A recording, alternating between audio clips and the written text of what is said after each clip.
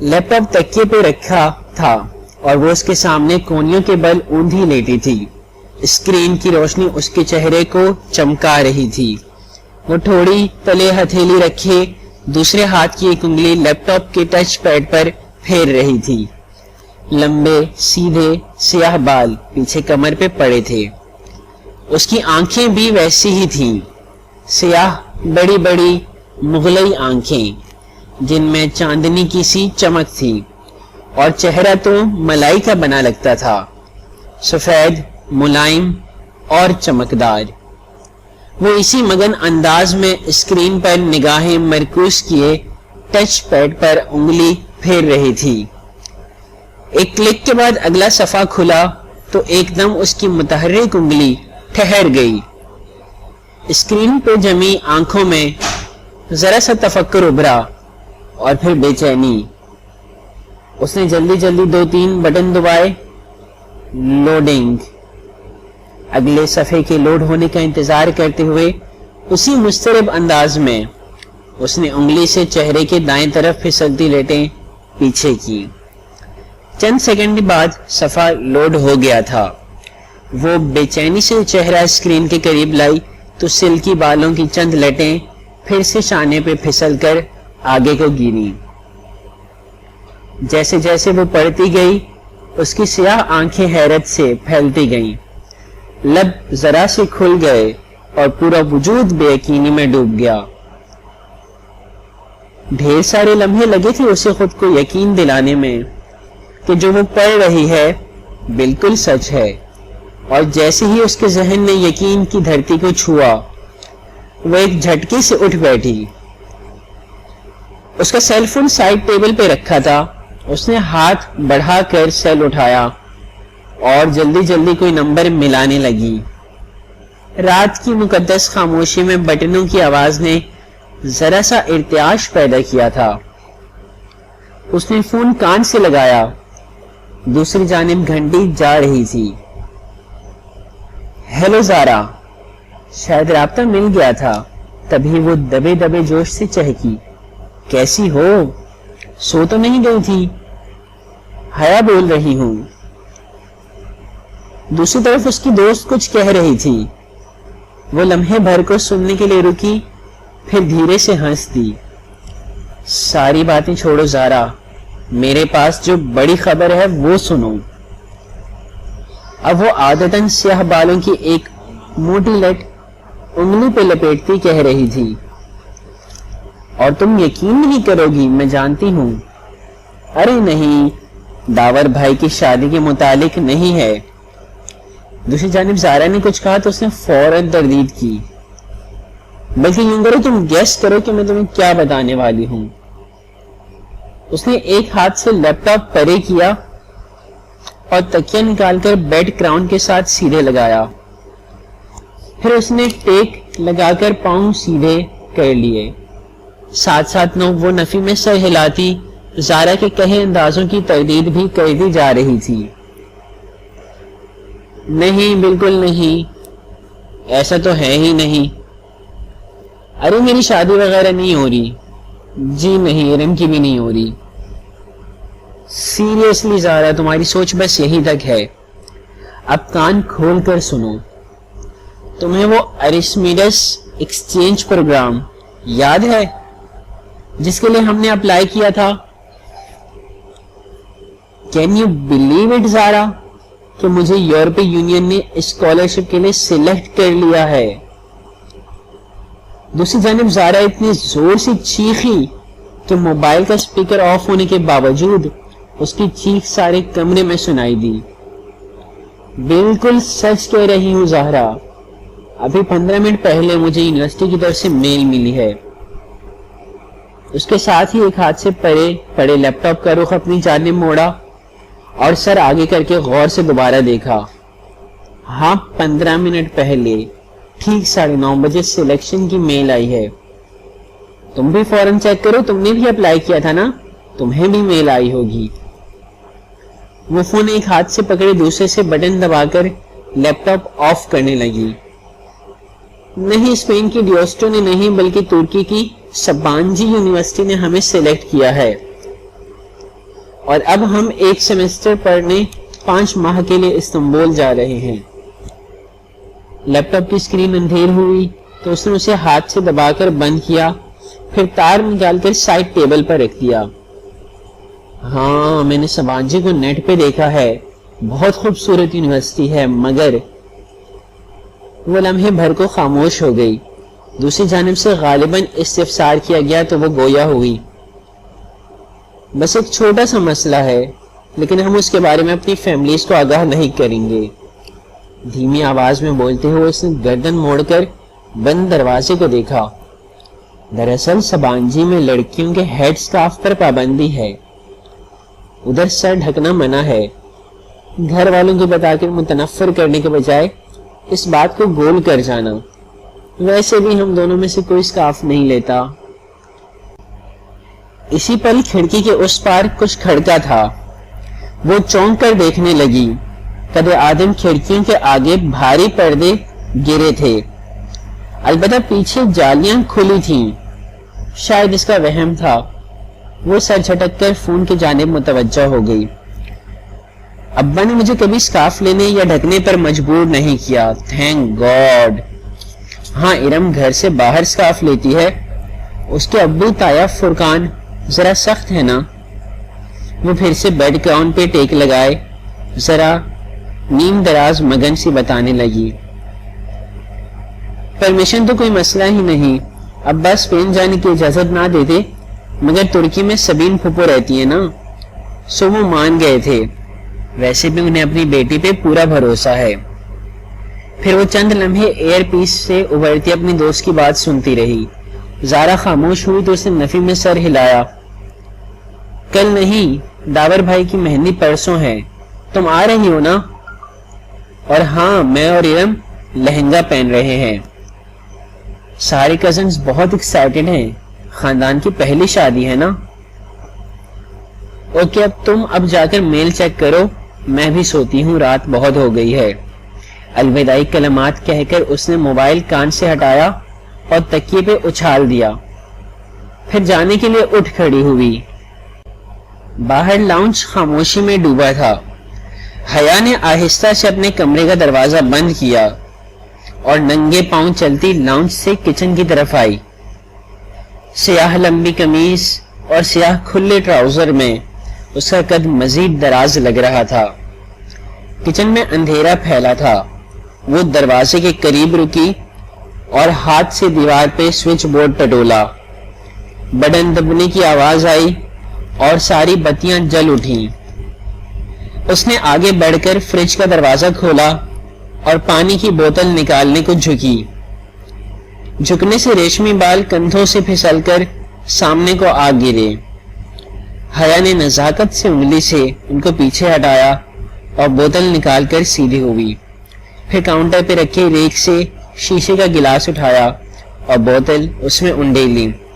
پانی کی ندی سی گلاس میں گرنے لگی، تبھی اس کی نگاہ کاؤنٹر پہ رکھی کسی سفید چیز پر پڑی۔ وہ جیسے چونک اٹھی، بوتل وہیں سلیب پہ رکھ کر اس طرف آئی۔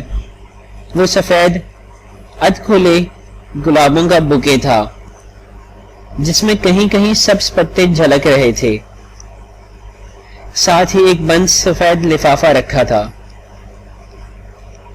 حیا نے گلدستہ اٹھایا اور چہرے کے قریب لا کر آنکھیں موندے سونگھا۔ دل فریب تازگی بھری مہک اس کے اندر تک اتر گئی۔ پھول بالکل تازہ تھے، جیسے ابھی ابھی توڑے گئے ہوں۔ جانے کون رکھ گیا ادھر؟ اس نے بند لفافہ اٹھایا اور پلٹ کر دیکھا، اس پہ گھر کے پتے کے اوپر نمایاں سا حیا سلیمان لکھا تھا۔ بھیجنے والے کا پتہ نہ تھا، بس کوریئر سروس کی مہر اور سٹیکر لگے تھے۔ مہر پہ ایک روز قبل کی تاریخ تھی۔ اس کو کبھی کسی نے یوں پھول نہیں بھیجے تھے، کیا معاملہ تھا یہ بھلا؟ الجھتے ہوئے حیا نے لفافہ چاک کیا، اندر ایک موٹا کاغذ تھا۔ اس نے 2 انگلیاں لفافے میں ڈال کر کاغذ پکڑا اور باہر نکالا۔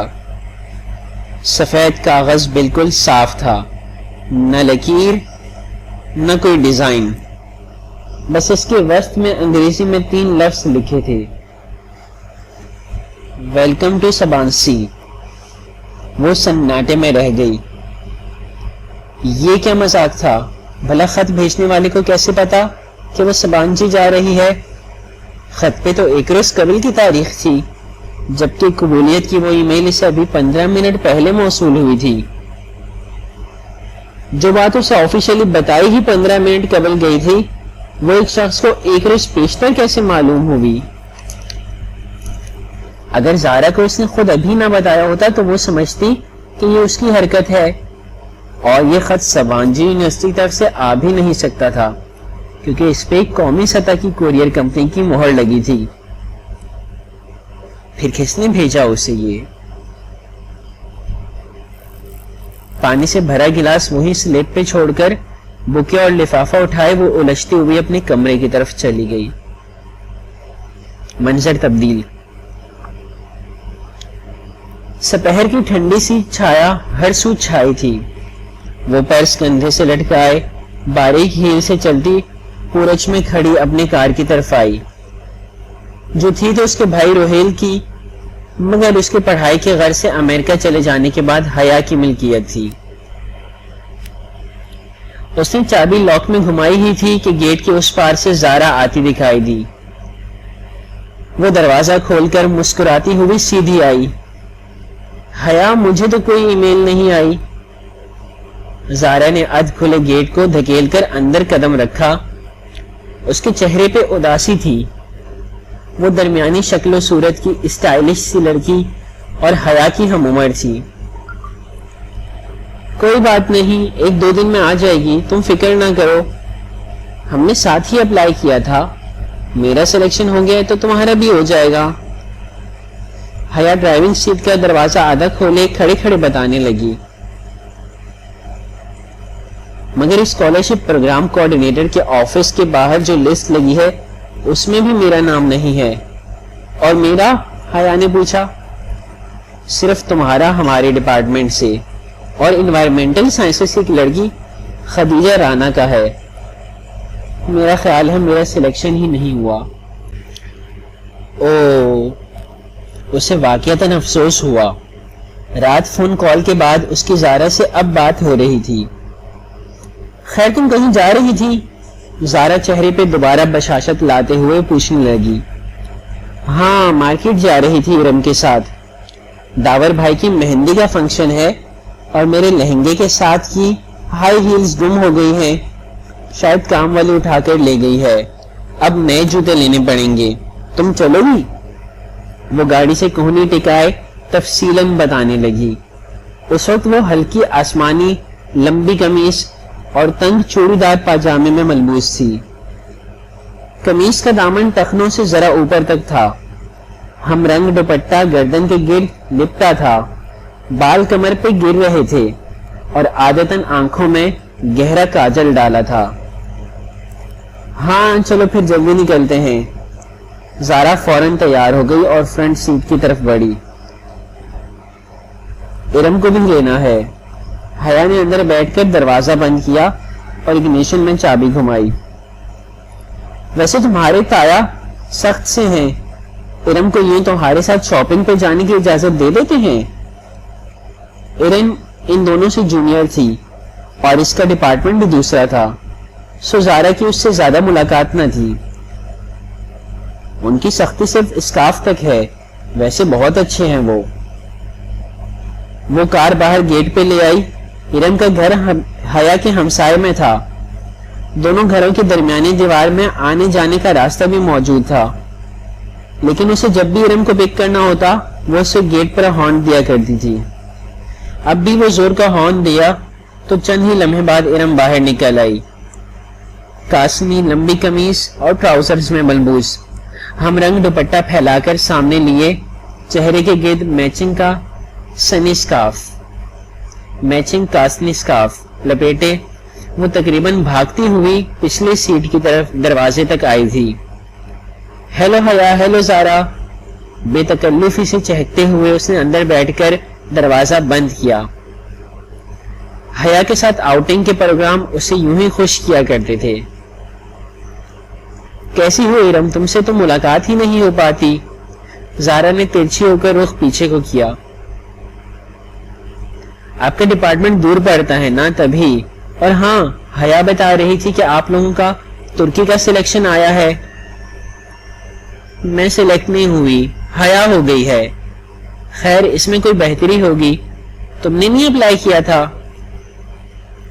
ابا اجازت دیتے تب نہ، وہ اداس ہو گئی۔ ویسے پیرنٹس کو اتنا سخت نہیں ہونا چاہیے، زارا نے کہا۔ حیا نے تعدیبی نظروں سے اسے گھورا کہ کہیں پہلے سے احساس کمتری میں مبتلا ارم مزید اداس نہ ہو جائے، مگر زارا گردن موڑے پیچھے دیکھ رہی تھی اور ارم حسب توقع اداس ہو گئی تھی۔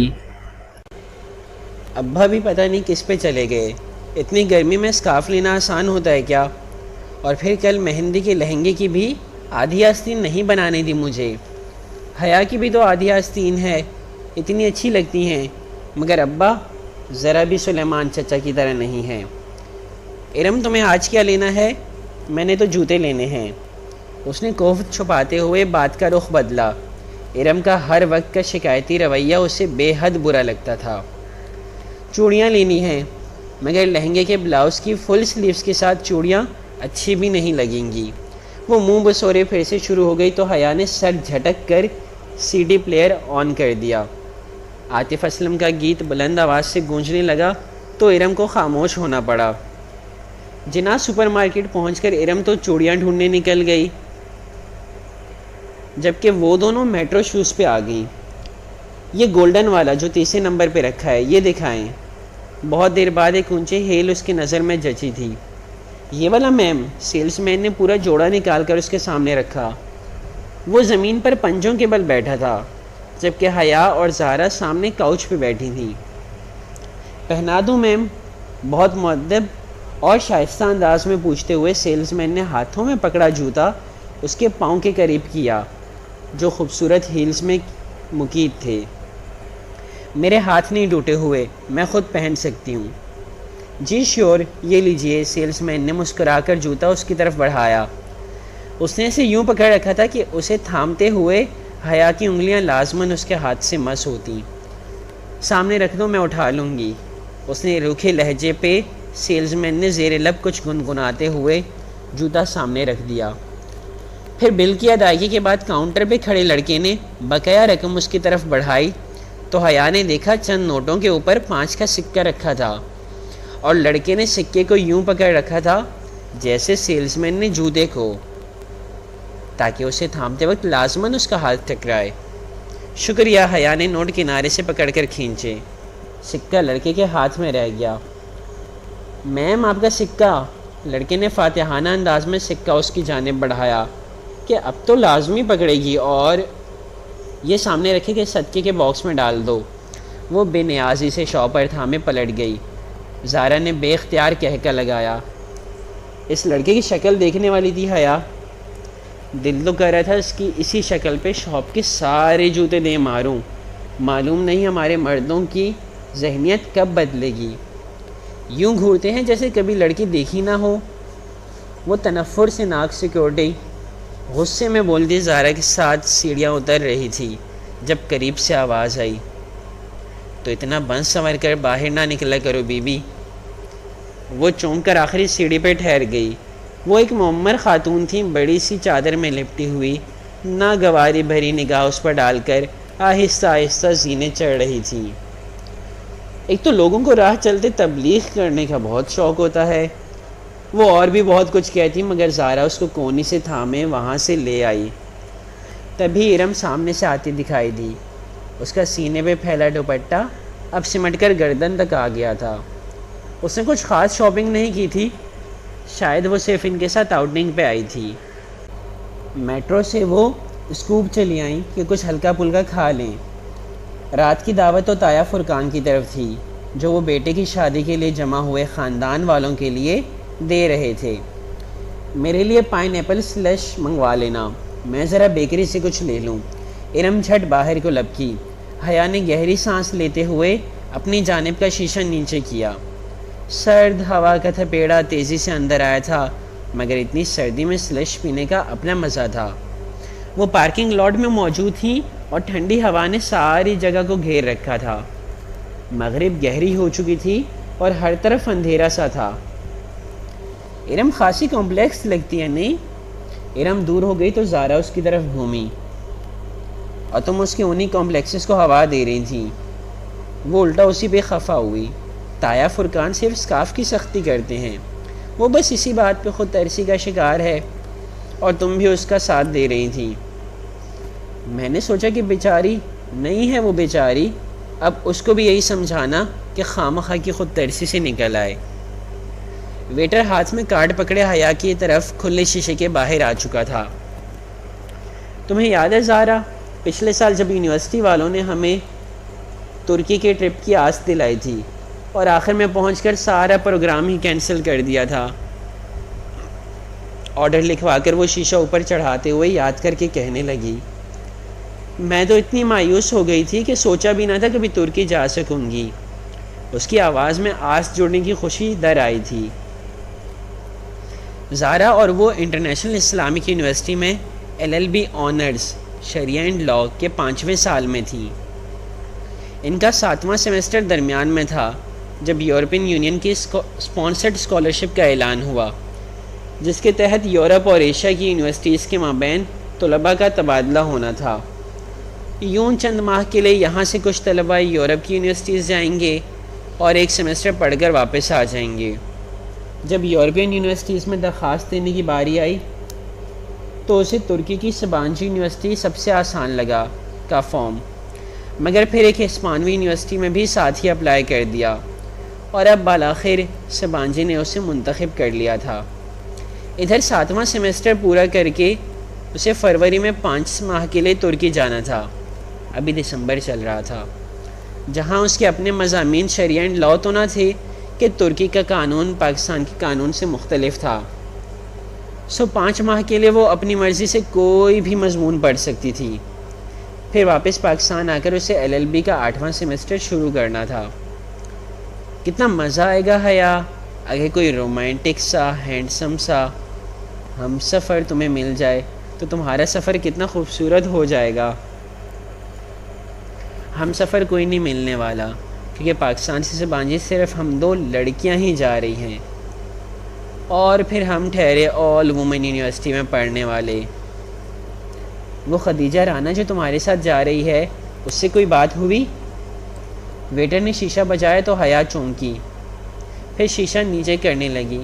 نہیں، خدیجہ رانا کو تو میں جانتی بھی نہیں ہوں، معلوم نہیں کون ہے۔ اس نے سلش کے گلاس پکڑے، زارا کا اسے تھمایا اور ارم کا ڈیش بورڈ پہ رکھا، پھر اپنا گلاس لبوں سے لگایا۔ ٹھنڈا سا سلش اندر تک اترتا گیا۔ بے دھیانی میں وہ شیشہ بند کرنا کب بھولی اسے علم نہ ہو سکا۔ دفعتاً زارا کا موبائل بجا۔ زارا نے سپ لیتے ہوئے موبائل کان سے لگایا۔ ہیلو اماں جی، کیا آواز خراب ہے؟ 1 منٹ۔ زارا کے فون پہ غالباً سگنل ٹھیک نہیں آ رہے تھے۔ وہ سلش کا گلاس ہاتھ میں پکڑے دروازہ کھول کر باہر چلی گئی۔ حیا اپنے گلاس سے چھوٹے چھوٹے سپ لیتے زارا کو ونڈ سکرین کے پار سے دیکھتی رہی۔ اب وہ دور ایک درخت کے ساتھ کھڑی فون پہ بات کر رہی تھی۔ ہیلو مائی لیڈی، کوئی ایک دم سے اس کے بہت قریب آ کر بولا۔ وہ ڈر کر اچھلی، ذرا سا جوس کپڑوں پہ چھلک گیا۔ کھلی کھڑکی پہ ایک عورت مسکراتے ہوئے جھکی تھی، میک اپ سے اٹا چہرہ، چمکتا ہوا آئی شیڈو، بھڑکتی ہوئی سرخی بالوں کا جوڑا، چمچم کرتے کپڑے۔ وہ عورت نہیں تھی مگر وہ مرد بھی نہیں تھا۔ کیسے ہو جی؟ وہ اس کی کھڑکی پہ پورا جھکا کھڑا تھا، گلاس اس کے ہاتھ میں کانپا۔ بے اختیار اس نے شیشہ اوپر چڑھانا چاہا مگر اس کے ہاتھ درمیان میں تھے۔ ڈرو نہیں باجی جی، میں آپ کی دوست ہوں، ڈالی کہتے ہیں مجھے۔ ہٹو ہٹو جاؤ، وہ گھبرا گئی۔ خواجہ سرا کے وجود سے سستے پرفیوم کی تیز خوشبو آ رہی تھی، اسے کراہیت سی آئی۔ ذرا بات تو سنو، اس نے اپنا چہرہ مزید جھکایا، اور اس سے پہلے کہ وہ آگے بڑھتا حیا نے سلش کا بھرا ہوا گلاس اس کے منہ پہ انڈول دیا۔ ٹھنڈی ٹھار برف چہرے پر پڑی تو وہ جھٹکے سے پیچھے ہٹا. اس نے پھرتی سے شیشہ اوپر چڑھا لیا. سنو جی، وہ مسکرا کر چہرہ صاف کرتا شیشہ بجانے لگا. بند شیشے کے باعث اس کی آواز ہلکی ہو گئی تھی اور اب وہ کوئی گیت گنگنانے لگا تھا. کپ کپاتے ہاتھوں سے اس نے اگنیشن میں چابی گھمائی اور گاڑی وہاں سے نکال لائی. بیکری کے داخلی دروازے کے سامنے کار لا کر اس نے پلٹ کر دیکھا. وہاں درختوں کے ساتھ وہ ڈولی نامی خواجہ سرا ابھی تک کھڑا تھا. وہ اس کے پیچھے نہیں آیا تھا اور اب گا بھی نہیں رہا تھا، بس خاموش گہری نظروں سے اسے دیکھ رہا تھا. اسے بے اختیار جھرجھری سی آئی. کہاں رہ گئیں یہ دونوں؟ اس نے جھنجھلا کر ہارن پر ہاتھ رکھا، پھر گردن موڑ کر دوبارہ دیکھا. وہ ابھی تک اسے ہی دیکھ رہا تھا. ارم اور زارا کو ڈراپ کر کے وہ سیدھے اپنے کمرے میں آئی تھی. ڈنر کا وقت ہونے والا تھا. اس نے یہ کپڑے ڈنر کی مناسبت سے ہی پہنے تھے، مگر جوس چھلکنے سے ذرا سا داغ پڑ گیا تھا. اس نے جلدی سے دوپٹے کا وہ حصہ دھو کر اسے استری کیا. اسے رہ رہ کر وہ خواجہ سرا یاد آ رہا تھا. اس برادری کے لوگ اکثر پیسے مانگتے تھے، مگر ایسی حرکت کبھی کسی نے نہیں کی تھی. اس خواجہ سرا کی عجیب نگاہیں اور انداز. اسے پھر سے جھرجھری آئی. پھر جب اپنی تیاری سے مطمئن ہو کر وہ باہر آئی اور لابی کا دروازہ کھولا تو پاؤں کسی چیز سے ٹکرایا. وہ چونک گئی. دروازے کے ساتھ فرش پہ سفید ادھ کھلے گلابوں کا بوکے پڑا تھا. وہ جھکی اور بوکے اٹھایا. ساتھ میں ایک بند لفافہ بھی تھا. وہ دونوں چیزیں اٹھا کر سیدھی ہوئی اور لفافہ کھولا جس پہ حیا سلیمان لکھا تھا. اندر وہی سفید بے سطر چوکور کاغذ تھا. اس کے وسط میں اردو میں لکھا تھا، امید کرتا ہوں کہ آپ کا آج کا ڈنر اچھا گزرے گا. اس نے لفافہ پلٹ کر دیکھا، کہیں بھی کچھ اور نہیں لکھا تھا، بس لفافے پہ گزشتہ روز کی مہر لگی تھی. یہ کون تھا اور کیوں اسے پھول بھیج رہا تھا؟ وہ بکے اور خط کمرے میں رکھ کر سارے معاملے پہ الجھتی باہر آئی. تایا فرقان کے گھر خوب چہل پہل لگی تھی. لاؤنج میں سب کزنز بیٹھے تھے. ایک طرف خواتین کا گروہ خوش گپیوں میں مشغول تھا، مرد حضرات یقیناً ڈرائنگ روم میں تھے. ان کے خاندان میں کزنز میں بے تکلفی کو بری نظر سے نہیں دیکھا جاتا تھا. تایا فرقان چاروں بہن بھائیوں میں سب سے سخت تھے اور ان کی سختی ارم کے سکارف لینے اور گھر سے باہر لڑکوں سے بات کرنے بھی تھی. ارم اور باقی کزنز بھی عموماً اپنے کزنز کے سوا باہر کے کسی لڑکے سے بات نہیں کرتی تھیں. حیا اور ارم تو پڑھتی بھی آل وومن یونیورسٹی میں تھیں. ہاں، دوسرے چچا اور خود سلیمان صاحب مستقبل میں اپنے بچوں کی شادیاں یقیناً مکس گیدرنگ میں رکھیں گے، یہ سب کو معلوم تھا. ان کا خاندان زیادہ بڑا نہ تھا. وہ لوگ 3 بھائی اور 1 بہن تھے. تایا فرقان سب سے بڑے تھے. داور، فروخ اور ارم ان کے بچے تھے. فروخ میڈیکل کر چکا تھا اور آج کل پولی کلینک سے ہاؤس جاب کر رہا تھا. وہ حیا سے 3 سال بڑا تھا. سمی فروخ سے سال بھر چھوٹا تھا اور MBA کے بعد جاب کر رہا تھا. ارم حیا سے سال بھر چھوٹی تھی. آج کل سب سے بڑے داور کی شادی تیاری تھی. تایا فرقان کے بعد سلیمان صاحب تھے. حیا ان کی اکلوتی بیٹی تھی اور روہیل اکلوتا بیٹا. روہیل پڑھائی کے سلسلے میں امریکہ میں ہوتا تھا. اب ان کے گھر میں سلیمان صاحب، فاطمہ بیگم اور حیا، بس یہی تینوں تھے. پھر زاہد چچا تھے.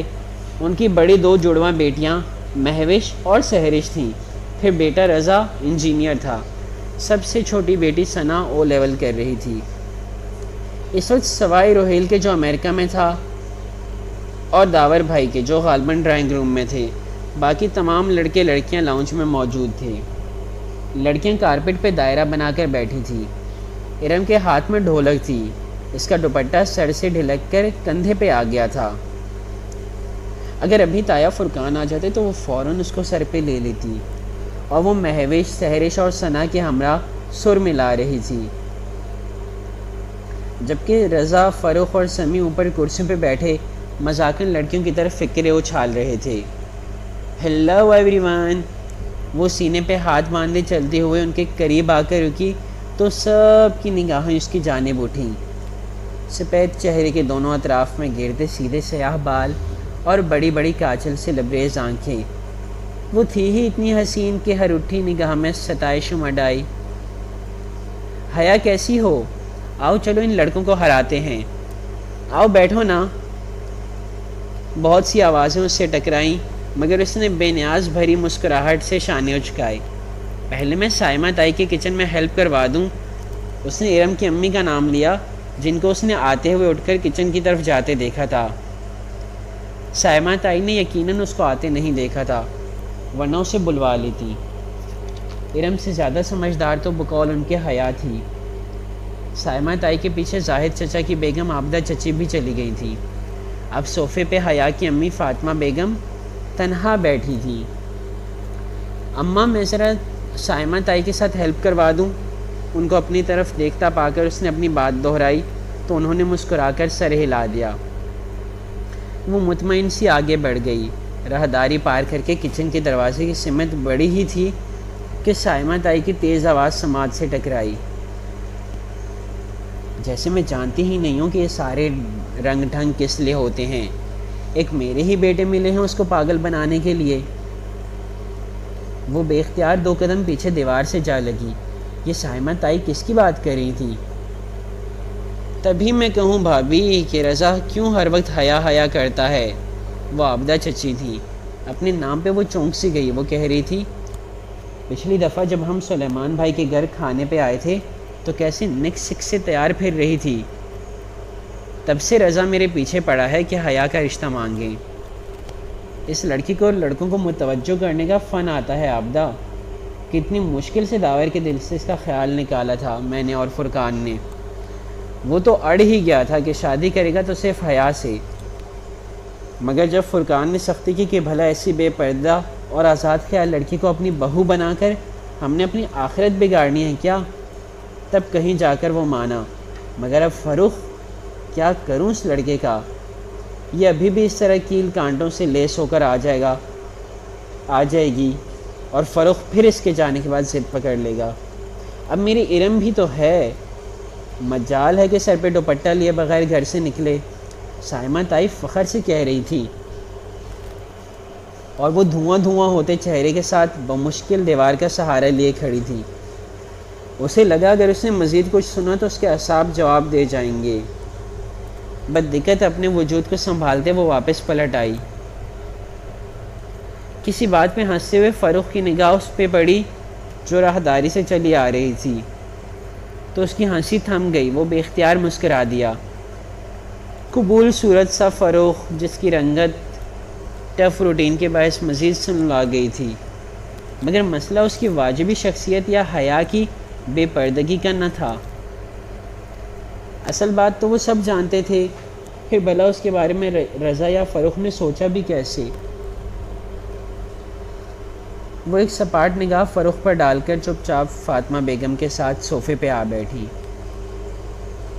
تمہیں کیا ہوا؟ انہوں نے غور سے اس کے چہرے کو دیکھ کر پوچھا. کچھ نہیں اماں. وہ بدقت خود کو نارمل کر پائی. فاطمہ مطمئن ہو گئیں اور وہ سائمہ تائی کے بارے میں سوچنے لگی جن کا حیا میری جان کہتے منہ نہ تھکتا تھا. اور تایا فرقان کے لیے تو وہی بڑی بیٹی تھی. لیکن اندر سے ان لوگوں کے ایسے خیالات ہوں گے وہ گمان بھی نہیں کر سکتی تھی. اور وہ پھول وہ بھی رضا یا فروخ میں سے ہی کسی نے بھیجے ہوں گے. مگر کل رات جب پہلی دفعہ پھول آئے تھے تب تو فروخ نائٹ ڈیوٹی پہ تھا اور رضا تھا تو اسلام آباد میں ہی. مگر ان دونوں میں سے کسی کو اس کی سبانچی کی سلیکشن کے بارے میں کیسے علم ہوا؟ شاید جب وہ زارا کو فون پہ بتا رہی تھی تب کھڑکی کے باہر کچھ کھڑکا تھا. وہ جو کوئی بھی تھا یقیناً اس نے کھڑکی کے باہر سے ساری بات سن لی ہوگی اور سن کر ہی وہ خط لکھ کر پھولوں کے ساتھ ادھر رکھا ہوگا. مگر اس پہ تو کوئر کی 1 روز قبل کی مہر تھی. شاید اس نے کوئی جعلی مہر استعمال کی ہو. مگر اتنے جھمیلوں میں فروخ اور رضا جیسے جاب والے مصروف بندے کیوں پڑیں گے بھلا؟ اس کا دل کہتا تھا یہ نہ فروخ ہے نہ رضا بلکہ کوئی اور ہے. خیر جہنم میں جائے جو کوئی بھی ہے، ان دونوں کا دماغ تو ابھی ٹھیک کرتی ہوں۔ وہ تیزی سے اٹھ کر لڑکے لڑکیوں کے گروپ کے پاس چلی گئی۔ ارم سامنے کھڑے کھڑے اس نے مخصوص بے نیازی سے سینے پہ ہاتھ باندھے ارم کو پکارا تو سب رک کر اسے دیکھنے لگے۔ کیا تم لوگوں نے سبین پھوپھو کو شادی کا کارڈ بھیجا تھا ترکی؟ کنکھیوں سے اس نے فرخ اور رضا کے چہروں کو دیکھا تھا۔ وہ دونوں چونکے تھے اور دونوں کو بھی اس کی بات پسند نہیں آئی تھی۔ جیسے پھوپھو کا کارڈ سلیمان چچا کو دیا تھا، انہوں نے بھجوا دیا ہوگا۔ اور ہاں، پھوپھو کا ابا نے فون کر دیا تھا۔ کیا وہ آئیں گی؟ آنا تو چاہیے، آخر قریبی رشتہ ہے، تم سے نہ صحیح ہم سے تو ہے۔ قریبی رشتہ؟ اس نے قریبی رشتے پر زور دے کر ایک جتاتی نظر فرخ اور رضا پہ ڈالی۔ وہ دونوں اپنی اپنی سوچوں میں گم تھے۔ پھر کھانے کے وقت سائمہ تائی نے سب سے پہلے اسے بلایا۔ حیا میری جان، یہ ارم کسی کام کی نہیں ہے، تم سمجھدار ہو، ٹیبل پہ تم نے خیال رکھنا ہے کہ جیسے کوئی ڈش شادی ہوئی فوراً سفر کو اشارہ کرنا، ٹھیک؟ شور تائی، میں خیال رکھوں گی۔ وہ بدقت مسکراتی ہوئی سرو کرنے لگی۔ چند منٹ بعد سب ڈائننگ ہال میں کھڑے اپنی اپنی پلیٹوں میں کھانا نکال رہے تھے۔ ڈائننگ ٹیبل کے اطراف سے کرسیاں ہٹا کر ایک دیوار کے ساتھ لگا دی گئی تھیں تاکہ سب اپنی مرضی سے کھانا نکال کر ادھر ادھر ٹہلتے ہوئے کھاتے رہیں۔ تایا جان، آپ نے سلاد نہیں لیا؟ وہ رشن سلاد سے بھرا شیشے کا بڑا اٹھائے تایا فرقان اور سلیمان صاحب کے پاس آئی، جو اپنے دھیان میں محو گفتگو تھے۔ اس کے پکارے پر چونکے۔ تھینک یو بیٹا، تایا فرقان مسکرا کر چمچے سے سلاد اپنی پلیٹ میں نکالنے لگے۔ وہ شلوار کرتے میں ملبوس تھے، کندھوں پہ شال تھی اور باروب چہرے پہ مونچھیں۔ سلیمان صاحب ان کے برعکس کلین شیو ڈنر سوٹ میں ملبوس خاص اسمارٹ اور ہینڈسم لگ رہے تھے۔ دونوں کی سوچ بھی اپنے حلیوں کی مانند تھی۔ ابا آپ بھی لینا۔ سلیمان، تم نے سبین کو کارڈ پوسٹ کر دیا تھا نا؟ تایا کو اچانک شاید اس کی شکل دیکھ کر یاد آیا۔ سلیمان صاحب کا چمچے میں سلاد بھرتا ہاتھ ذرا سست ہوا اور چہرے پہ کڑواہٹ پھیل گئی۔ بہت آہستہ آہستہ سے انہوں نے سلاد سے بھرا چمچہ اپنی پلیٹ میں پلٹا کر دیا تھا۔ ان کے لہجے میں عجب کاٹ تھی جو حیا کے لیے نئی تھی۔ ابا، سبین پھوپھو شادی پہ آئیں گی؟ وہ پوچھے بنا نہ رہ سکی۔ کل مہندی ہے، آنا ہوتا تو اب تک آ گئی ہوتی۔ 30 سالوں میں جو عورت صرف چند دفعہ ملنے آئی ہو وہ اب بھی نہ آئے تو بہتر ہے۔ حیا تو کیا، فرقان تایا بھی دنگ رہ گئے۔ سلیمان، کیا ہوا ہے؟ تھینک یو بیٹا، جواب دینے کے بجائے سلیمان صاحب نے اسے مخاطب کیا تو وہ اب تم جاؤ کا اشارہ سمجھ کر سر جھکائے وہاں سے چلی گئی۔ بہت آہستہ سے سلاد کا پیالہ میز پہ رکھا اور اپنی آدھی بھری پلیٹ اٹھائی، مگر اب کچھ بھی کھانے کو جی نہیں چاہ رہا تھا۔ یہ ابا کو کیا ہو گیا تھا؟ وہ پھوپھو کے بارے میں ایسی گفتگو کیوں کر رہے تھے؟ پھر وہ رہ نہیں سکی، اپنی پلیٹ لیے اس ستون کے پیچھے آ کھڑی ہوئی جس کی دوسری جانب تایا اور ابا کھڑے تھے۔ بظاہر اپنی پلیٹ پہ سر جھکائے اس کے کان انہی کی طرف لگے تھے۔ حیا کے لیے عمیر لغاری نے اپنے بیٹے کا پروپوزل دیا ہے۔ سلیمان صاحب اپنے دوست اور اپنی کمپنی کے شیئر ہولڈر کا نام لے رہے تھے اور اس کے ہاتھ میں پکڑی پلیٹ لرز گئی۔ دل سہم اٹھا۔ یہ کیا کہہ رہے ہو؟ تایا فرقان ششدر رہ گئے۔ بھائی، اس میں حیرت ہی کیا بات ہے؟ ولید اچھا لڑکا ہے، کل مہندی پہ آئے گا تو آپ کو ملواؤں گا۔ سوچ رہا ہوں حیا سے پوچھ کر ہاں کر دوں۔ مگر سلیمان، یہ کیسے ہو سکتا ہے؟ کیوں نہیں ہو سکتا بھائی؟ تم حیا کی شادی یوں کیسے کر سکتے ہو؟ باپ ہوں اس کا، کر سکتا ہوں۔ فاطمہ بھی راضی ہے اور مجھے یقین ہے حیا کو بھی کوئی اعتراض نہیں ہوگا۔ اور جہاں کا کیا ہوگا؟ کون جہاں؟ سلیمان صاحب یکسر انجان بن گئے۔ تمہارا بھانجا، سبین کا بیٹا جہاں۔ جس سے تم نے نکاح کروایا تھا حیا کا، تم کیسے بھول سکتے ہو؟ جواباً سلیمان صاحب نے ناگواری سے سر جھٹکا۔ وہ 21 سال پرانی بات ہے اور حیا اب 22 سال کی ہو چکی ہے۔ بے وقوفی کی تھی میں نے کہ سبین پر اعتبار کر کے اپنی بچی کا نکاح اس کے بیٹے سے کر دیا تھا۔ کیا ان 21 برسوں میں کبھی سبین نے مڑ کر پوچھا کہ اس نکاح کا کیا بنا یا کیا بنے گا؟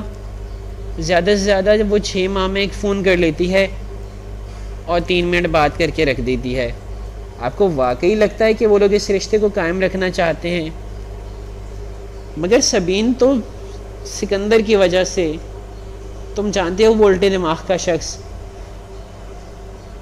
میں کیسے مان لوں کہ صرف اپنے مغرور اور بد دماغ شوہر کی وجہ سے وہ اپنے بیٹے کا نکاح بھول سکتی ہے؟ اتنے برس بیت گئے، اس نے پھر کبھی رشتے یا شادی کی بات منہ سے نہیں نکالی، میں اس سے کیا امید رکھوں؟ مگر جہان تو اچھا لڑکا ہے، تم اس سے ملے تو تھے پچھلے سال جب تم استنبول گئے تھے۔ جی ہاں سکندر، اچھا لڑکا، مائی فٹ۔ انہوں نے تلخی سے سر جھٹکا۔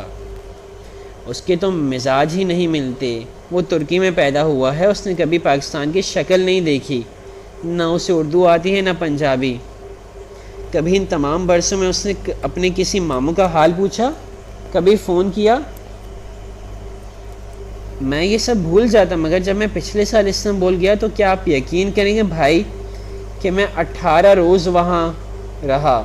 میں روز سبین کے گھر جاتا تھا، سکندر تو ملا ہی نہیں، اور جی ہاں آخری روز مجھ سے ملا، اور وہ بھی 15 منٹ کے لیے بس۔ وہ بھی جب اس کی ماں نے میرا نام بتایا تو کافی دیر بعد اسے یاد آیا کہ میں کوئی اس کا دور پار کا ماموں ہوتا ہوں۔ پھر جانتے ہیں وہ مجھ سے کیا پوچھنے لگا؟ کیا پاکستان میں روز بم دھماکے ہوتے ہیں اور کیا وہاں انٹرنیٹ کی سہولت موجود ہے؟ پھر اس کا فون آیا اور وہ اٹھ کر چلا گیا۔ میں کبھی حیا کے لیے کورٹ سے خلا لینے کے متعلق نہ سوچتا اگر میں اس روز ایک ترک لڑکی کو جہاں کو گھر ڈراپ کرتے نہ دیکھ لیتا، جب میں فلائٹ پکڑنے کے لیے سے قبل سبین کو خدا حافظ کہنے گیا تھا۔ اس لڑکے کے ساتھ اس کی بے تکلفی، الامان، وہ سکندر شاہ کا بیٹا ہے اور وہ اپنے باپ کا ہی پرتو ہے۔ میں سمجھتا تھا کہ اگر احمد شاہ جیسے عظیم انسان کا بیٹا ہو کر سکندر اس کے برعکس نکلا تو ویسے ہی جہاں بھی اپنے باپ کے برعکس نکلے گا اور ایک اچھا انسان ہوگا، مگر نہیں، وہ اسی مغرور آدمی کا مغرور بیٹا ہے۔ حیا کون ہے؟ ان کا ان سے کیا تعلق ہے؟ یہ بات نہ جہاں کو یاد تھی نہ سبین کو۔ سبین تو یہ ذکر ہی نہیں کرتی۔ اب میں اپنی بیٹی کو زبردستی ان کے گھر بھیج دوں کیا؟ خیر، کل ولید سے ملواؤں گا آپ کو۔